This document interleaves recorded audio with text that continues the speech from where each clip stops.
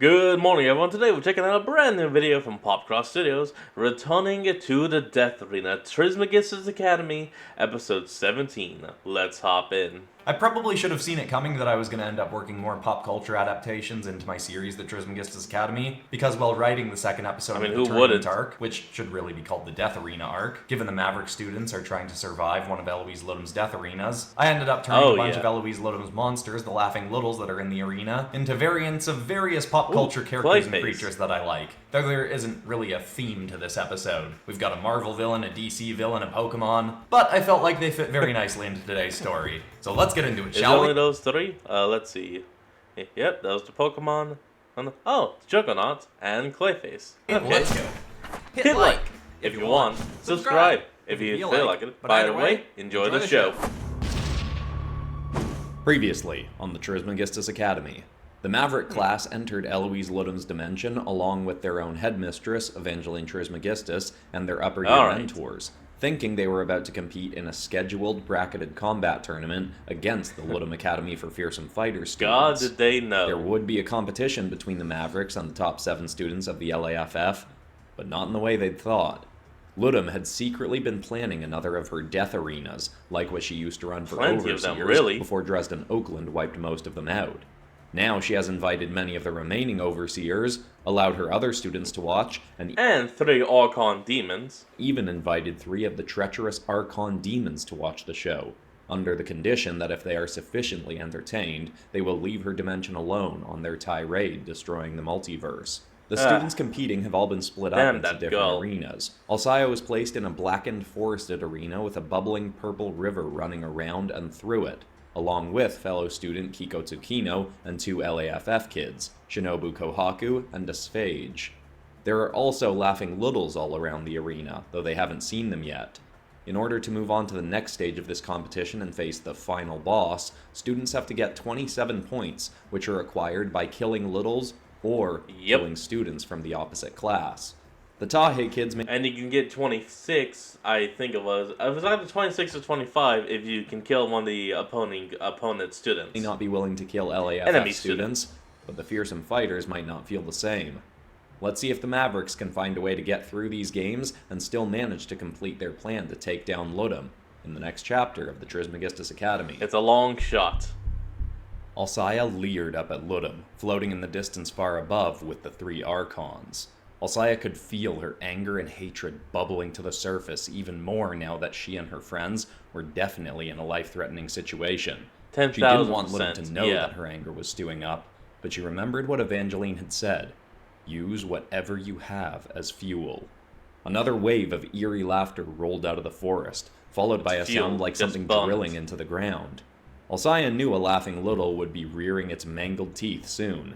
She quickly called across the field to the LAFF kids.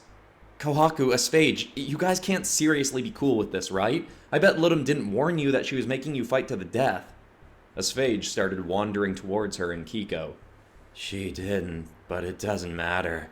I gave up on Lodom keeping her word a long time ago, but as long as she keeps me fed, then who cares? If this is where I get... Great, guy goes by his stomach. As long as it's full, he'll solve whoever. My next meal, that's fine with me. I just have to eat you before a little does. Damn. He instantly went from a slow walk to leaping forward. 3 tendrils stretched out from his skin and whipped towards Alcaya. She tapped her foot twice and darted out of the way. Kiko sprang up and flipped backwards away from the coming threat, but the second Asphage's feet hit the ground, he sprang forward again, this time towards Kiko, ready to snatch her in his tendrils as she landed. Uh-oh. A spontaneous image came into Alcaya's mind, of all her rage at Lodom churning like a red, glowing energy inside her. She pictured all of it shifting down into her legs to charge her up as she exploded forward, kicking up dirt and sprinting right towards Asphage. Hey, she smashed her fist against his head, knocking him over and making him miss Kiko with his tendrils. Alcaya skidded to a... We've seen Alcaya mostly just use super speed, but would it be possible for her to, increase her strength? Got past him, but just as she... I can't remember if she has done that in the past, which is why I said that. The ground beneath her gave out, and a grinning, cackling maw sprang up beneath her, nearly chomping into her legs. She thankfully scrambled back out of the way as a giant centipede-like Little burst out of the ground to loom over her. 4 plumes of smoke sprung from its face in a constant stream, like a blackened X across its head. She recognized it as the little Scorchapendra.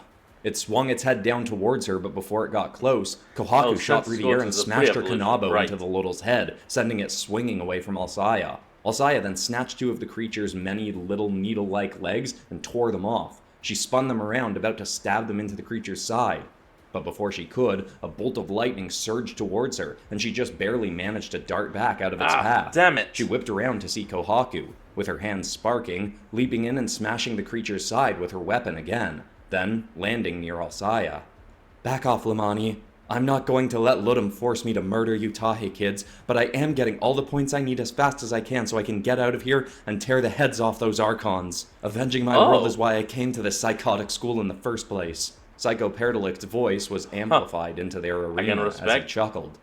"Oh, you hear that? Some of these kiddos might be coming for us. This could be a more immersive show than we thought." Alcaya glanced back to make sure Kiko was okay. Asphage was still going for her, but she was managing to evade and weave around every swipe of his stretching limbs and tendrils. "I really think you should reconsider this," Kiko said, surprisingly cheerfully. "Rabbit stew is a super overrated dish." Alcaya wanted to help her, but first turned back to Kohaku. The little had burrowed all the way out of the ground, so its tail, with a pincer at its end, could lash towards Kohaku, as she smashed her weapon into its side once again and shot a beam of flames from her mouth at it. The fire wasn't very effective. The creature almost seemed to enjoy it. The pincer was nearly on her. Alcaya sprinted towards the coming claw, leapt off the ground, and tackled it aside, so it missed its target. Kohaku saw Alcaya darting behind her and swung her Kanabo. Alcaya just barely ducked under it. "Hey, watch it! I'm just trying to help! Besides, you know that if you get all your points, the only way Sorry, I keep forgetting. I need to be talking down these and not just completely quiet. Oh no, I was right. Sense of Scots is this one. What's the pre-evolution then? Anyway, sorry. I know I get quiet doing this because the guy's story is just so damn epic. You can win this is by killing our headmistress, right? If you don't want to kill us, how are you going to deal with that?" Kohaku snarled. "I don't like killing someone who has not proven to deserve it, but if taking one life is the cost of getting me a shot at the monsters who are set on wiping out trillions of lives, then so be it." Kohaku sprang into the air and fired a bolt of lightning from her hands right into the little's mouth. Its whole body froze in place, twitching and writhing, as she whipped her body around in a full circle and smashed her weapon into the creature's head, sending it crashing right into the dirt. It wasn't dead, but Kohaku was proving fully capable of taking this thing out. And Alcaya wasn't sure she should let her. Alcaya trusted that Evangeline could hold her own against some random LAFF kids when she was uninhibited, but Alcaya didn't know how much the magic-suppressing field Eloise had trapped Trismegistus in was limiting her powers. Maybe a student as tough as Kohaku would be a threat to her life. Unfortunately, before Alcaya could have much internal debate about what to do, she felt the ground quaking. She looked down, thinking it may be another little Scorchapendra about to burst up. But then, her eyes caught a burly brute charging right towards her. Smashing over a tree like it was nothing on its path to her, came a towering, muscle-bound dark crimson little with no neck, whose head... Dark crimson Loodle. What could that one be? Head was rounded and built into its upper chest and shoulders. The Juggernaut one, right. I had thought the Scorchapendra was bad, but the Little Knot was next level. It was astoundingly fast for its size, but at least it wasn't as fast as her. She let it get close, then charged towards Asphage, letting the Little Knot follow her close behind. Kiko and Asphage had gotten a fair way away. Alcaya had to bound over one of the bubbling purple streams, and as she did, a foul smell that almost made her woozy filled her nostrils. The charging Little just stomped right through it, letting its legs get soaked in the slime. Kiko noticed Alcaya coming up behind Asphage. She then let one of his tendrils clip her So, wait, is that purple stuff toxic or what? leg and make her fall to the ground, as if he'd gotten the better of her. "So hungry. It's been so long since I fed." He lunged towards Kiko on the ground, teeth first, too distracted by her being down to notice the beast charging up behind him. Kiko whipped her body around, raised her large feet, and used them to catch Asphage, halting him in midair. "Sorry, buddy, but we Mavericks get back up, and we get back up fast." She sprang her feet out, both kicking herself up and hurling Asphage right towards Alcaya and the stampeding Little. Alcaya dropped and skidded under him. Asphage tried to lash a tendril to the ground to pull himself off course, but he was too slow, and the Little Knot smashed the full weight of its towering body against him. Asphage let out a pained gasp, then fell to the ground in front of the brute, who then stomped on him while running after Alcaya. Oh, God. Alcaya and Kiko both heard his phage still groaning and trying to get up. In spite of So his he's not unfortunate dead? appetite, they were both glad that hadn't killed him. Yeah, what would happen to the points if a Loodle was to kill one of them? Does that automatically just go to the other team, or what? Kiko and Alcaya split Alright, off here in we different go. directions, Juggernaut. but the little knot then started following Kiko. She sprang up into a nearby tree, but the brute immediately tore through it like it was a cobweb. Kiko started to fall towards the brute. Alcaya darted back towards the creature and ran right in front of it, taking its attention off Kiko. It started following her again. Alcaya didn't know what to do with it, but as long as it wasn't threatening Kiko, she was fine. Ludum's voice suddenly echoed through the arena. Ooh, Ah, what do you have to look say? at Alcaya working so hard to protect her fellow Mavericks. I'll admit I'm quite surprised that you're still willing to work with them, given an unfortunate ally that 3 of them have on their fancy little team of super miscreants. Or haven't you heard who Jake, Anna, and that vile little Niseko are all chummy with, No, I heard, and I know everything. And just monotone that flat as you can say. And just, yeah, I know. What's it to you? Alcaya felt fury That's what you churning gotta in her do. gut again. No emotion. Ludum was clearly trying to make her angry. Alcaya hated that it was working, but then, once again, pictured that anger getting fueled into her legs. Running suddenly got easier, and Alcaya became more aware of the ground before her, catching every ridge and bump perfectly to maintain the best footing possible. Woohoo. She ignored Ludum, That's and the useful. cruel headmistress went on. Do you know? It seems to me if you did, you'd never work with the Maverick class again. What would your poor dead sister think if she knew you were all buddied up with the kids who themselves are friends with the man who killed her? Have Ah, they not yet get over introduced it. you to Professor Dresden Oakland?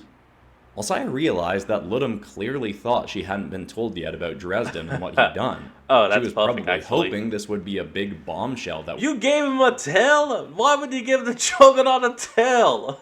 I mean, I know. Okay, I don't know, but still. would shake Alcaya's confidence and trust in her class.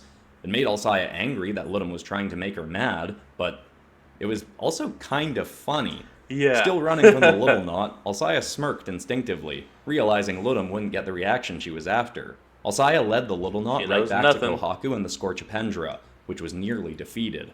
Ludum continued slightly more aggressively. Is that a grin? Does it make you glad to know you're working with the allies of your sister's killer? Did you not come to my school in the first place to avenge her? The only way I can see this pissing her off even more is if you just start laughing. And just while you're dodging this thing's attacks, you're just laughing. And maybe you could even say, "Oh boy, how pathetic are you?" But then say nothing else. How disappointed she would be to see you now.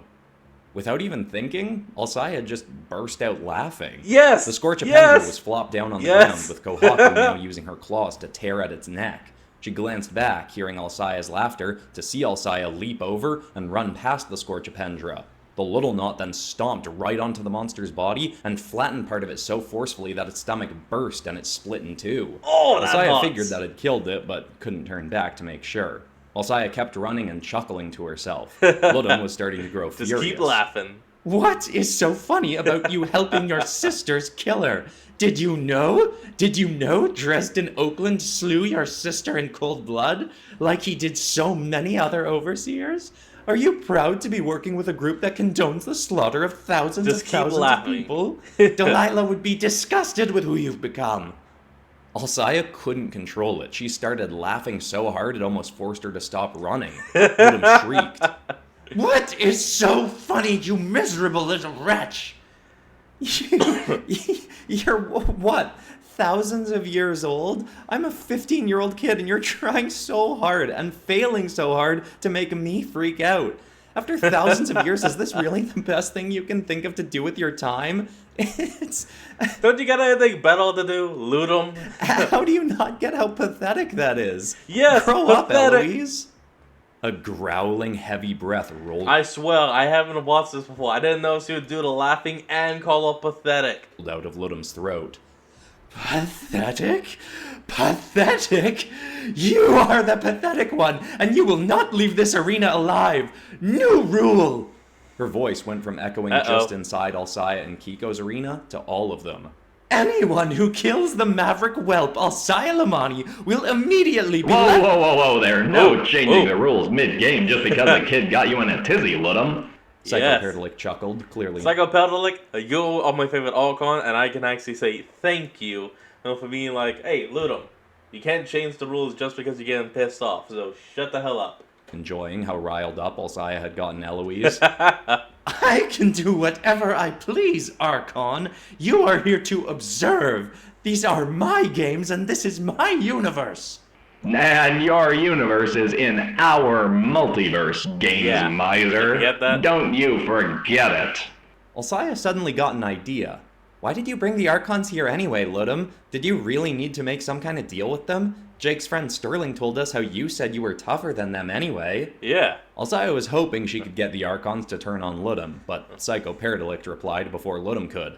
Nah, clever kid trying to turn us against Ludum, but we already know she's a profoundly arrogant maniac. It's something we occasionally enjoy about her, but we still want to see this game shake out, so do us a favor and focus on what's going on in your little arena, and not what's happening up here. Alcaya had sprinted into the tree line and was dodging and weaving through the brush. She thought a bunch of trees might at least slow this thing down a bit, but no luck. It was slowing her. It's the Juggernaut, bitch! That's the line. Her down more than the monster. This thing was unstoppable. Ludum had said the Littles ranged from being worth 1 point to 3 points based on how tough they were. Taking this thing out would seriously only be worth a maximum 3 points? Alcaya sprinted back out of the trees, and in spite of the challenge, she was still chuckling to herself a bit about how furious she'd managed to get Ludum by basically just ignoring her. A tree was suddenly hurled right over Alcaya's head and slammed to the ground in front of her. Her first instinct was to leap over it, so she tried that, but some of the branches stuck up so high that she crashed into them and spiraled through the air. She crashed to the ground on the other side of the tree, flopping down right next to one of the foul, bubbling streams. The creature stomped right through the downed tree and was going to be on Alcaya in seconds. Thankfully, Kohaku burst from across the field and smashed her Kanabo right into the Little's knee.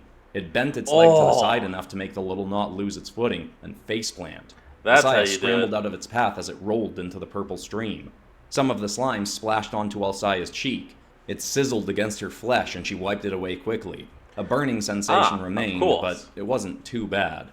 Okay, so the purple stuff does burn, it just doesn't affect the Littles. Fortunately, this Little didn't seem to be affected the same way. She backed away as the creature quickly started getting up, but Kohaku pointed her weapon right in Alcaya's face. You made me lose my last kill, Lamani. You're not taking this one from me or my weapon will find your legs next. Before Psychoperdalic could stop her again, Ludum yelled. Kohaku, if you kill Lamani, you will instantly be transported to freedom. Kohaku twirled her weapon and just glanced up at Ludum. No, I agree with her. Your lack of honor is pretty pathetic. Ooh! Ooh! 2 students have called her pathetic. She's gonna snap this episode. She has to. What is this? Where am I? What is happening? Hey there, Ludum. You're non-canonical Ludum now. Okay. just popping into the non-canonical advertisement realm to help good old Benny Shop sell some of the Popcross library. I will not waste my time hawking someone else's products. Get me back to the arena. Ah, come on. It's sort of fun here. We get to do a bit of banter, sell some of the books. You could even advertise Mytholethal if you want, because, you know, you get a brief mention in that story. There's lots of cool art in it. It's a fun read. I will do no such thing. I am an incredibly busy and important woman, and you must send me back. Well, okay, how about if you advertise Vigilance? Yeah, Vigilance. I mean, you did mention in your story recently that this was the universe you reincarnated from. This is a waste of my time. And that was your previous realm, home, whatever you want to say, life. I demand to be sent back to my realm immediately. Okay, geez, really putting a damper on this whole ad section. I mean, it's fine, my heart's barely in this one myself, because I know a week from today we're gonna ramp up marketing the next book anyway. So you can go on and head back to your story, and I can get back to being on standby with the rest of the shop gang to whoop your butt once the Maverick kids figure out how to get you to us. Excuse me? What is that supposed to mean? Don't worry about it, you're gonna forget I said that as soon as we get out of the non-canonical advertisement realm. Books are linked in the description, now back to the story. Wait, Let's go. What did you mean about... Alcaya let out another quick laugh as, dripping with purple goo, the Little Knot got up, grimly chuckling itself. Before it could start charging again, Kohaku smashed her weapon right across its domed head, making its whole body turn to one side, before she swiped the other way and smashed it back. With the little knot distracted, Alcaya turned back to Kiko. She was far across the field again, brawling with what Alcaya quickly recognized as a little Argila. This was a laughing little basically Little Argila? Huh. made of amorphous clay that could be reshaped into different weapons. Kiko was both doing her best to Well, I guess you couldn't just call it a clay loodle.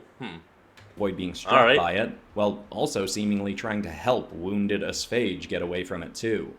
This thing was another crazy tough little, but at least Alcaya knew how to beat this one. She tapped her foot 3 times and her body began to buzz. She sprinted forward, keeping her eyes on the path ahead to avoid tripping. She yelled, "Kiko, it's got a fragile core body under all that clay. If we get it to spread out its clay enough, it'll expose its weak spot." Kiko nodded and sprang back It's as just one a of its golem. arms, formed into a spiky mace, thrust towards her.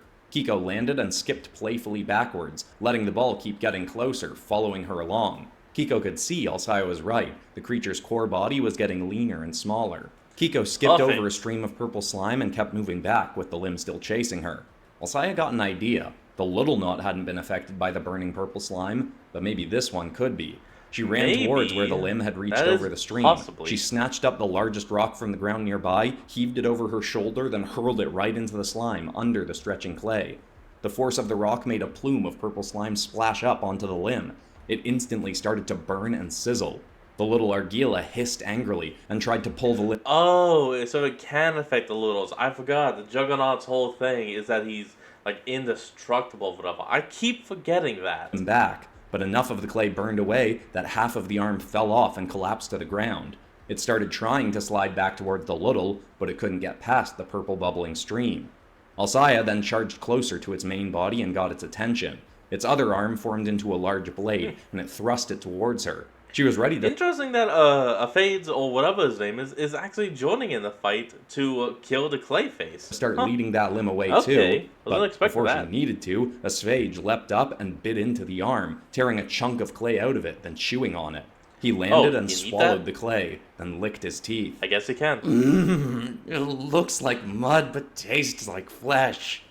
Oh, He sprang that's up gross. onto the stretching arm again and Okay. began tearing through it with his teeth. The monster lashed its other arm towards him to knock him away, but he just sprang off one arm onto the next one coming at him and continued chomping through the monster. Oof. The little Argila laughed in a pained and frightened laughter and clapped both its arms around Asphage's body. He was bound by the creature, but kept Was not expecting him to eat the clay. biting and swallowing chunks of its hands. The little stretched its arms up and raised him high into the air. It seemed like it was about to throw him into another arena. But thankfully, it stretched its limbs up far enough that a skeletal torso with a beating blackened heart within became exposed. Alcaya shot forward and leapt right at it. She tackled against its chest and held onto it, making the beast stumble. She instantly felt it Kind of reminds me of that one Batman Beyond villain who was just a dead nuclear body that was creating clay golems. its clay starting Yeah, if you don't know what I'm talking about, that's a real thing from an actual Batman show. Some guy was buried with nuclear waste and was able to construct clay bodies. to pour back down to cover itself. But before it could, she punched her fist right through its ribs, grabbed its heart, and tore it out. Without another sound, the creature's body flopped to the ground, spilling its clay across the forest and letting Asphage fall back down. Alcaya Nice. looked up at the hologram scoreboard floating in the sky. Her score jumped up to 2. It was nice to get some points, Really? but she'd hoped that would have been worth 3. This thing was only worth 2 points? Plus, she felt she should have more points still. Alcaya wasn't about to show Ludum that she was annoyed, but then an unexpected ally spoke up for her. The largest of the Archons, Kaijagrex, snarled. Not cut Why yours. didn't you get points for that centipede thing? Oh, Ludum yeah. replied, still teeming with fury. She did not kill it. My little knot stomped it to death. Psycho Paradolic chuckled. Oh, hey, this is perfect. This is perfect. This is answering the question I had asked earlier. Come on, she lured that Oh, okay, kind of. thing over to it to kill it, and you know it. Even stole the kill from that Shinobu kid. That's exactly the kind of treachery you live for, ain't it, Ludum? Alcaya is not getting points for that kill. My decision in my realm, in my death arena, is final. Psycho shook his head. No, I'm gonna go ahead and veto that decision. One of his tendrils stretched past Ludum's other side and tapped something on her control platform. Click. Alsaya's score jumped up from 2 to 4.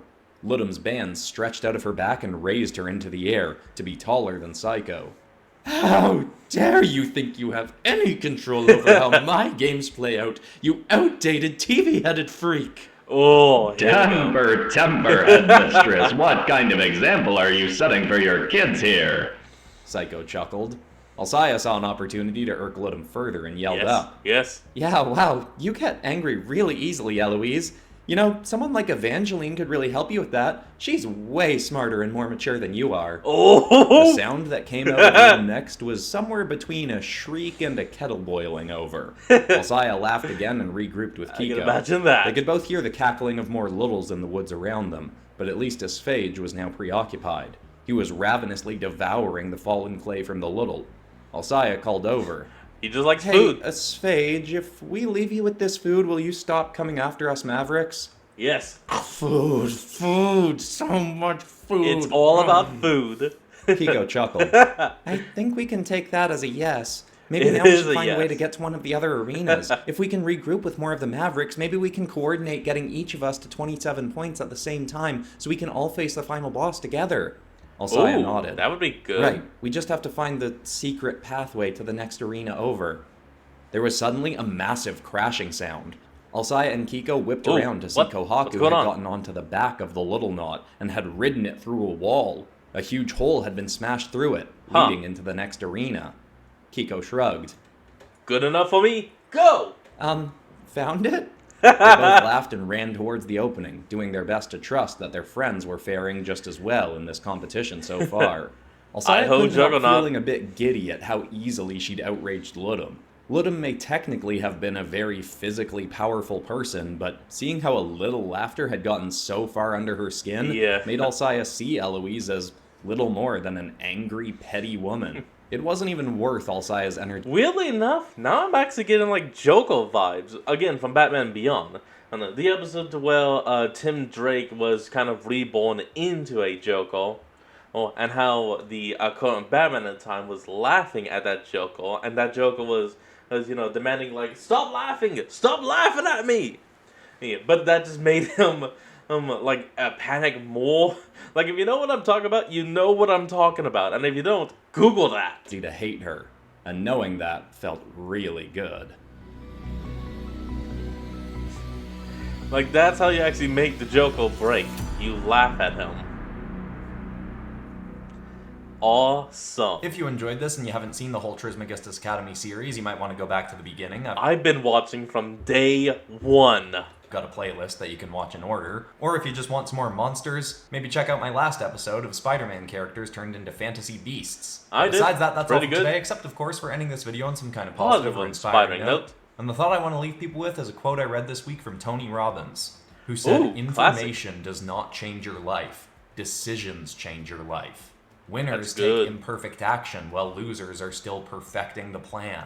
Action is good. the most important key to success. You gotta take I don't that first love calling step. anyone losers, but I think the message is still good. Start taking action towards your goals sooner rather than later, and learn well Exactly. in the process of taking action. Because ultimately, experience from taking action will provide you with the best information. That's I hope what you that's need to inspiring. do. I love you all, and I'll see you all in the next episode on Monday. Oh, and that's it. Alright everyone, I hope you enjoyed today's video. Remember to like, comment, and subscribe for more. Link to the original will be in the description below, and I'll see all of y'all next time when we flick back on. Till then, this is Fox, signing out. Peace.